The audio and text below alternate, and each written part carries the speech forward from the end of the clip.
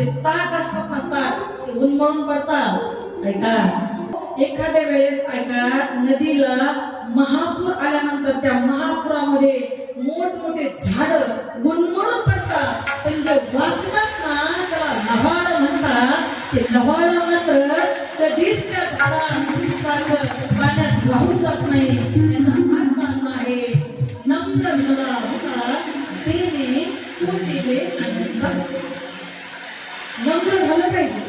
नम्रता बघा झुकवायला आपल्याला सांगते. आणि ज्या झाडाला जास्त फळं लागलेली असतात ना ते झाड आपोआप वाकलेलं असतं. ज्याला फळ नाही, फुल नाही, ते कोणाच्या फायद्याचं नाही, नुसतं उंचची उंच वाढत जाते, त्याची सावली नाही, काहीच नाही.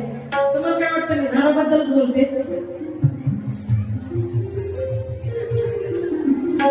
मस्त मस्त तुम्ही हुशार माणसं. बघा, नमः पार्वती पते शिव हर हर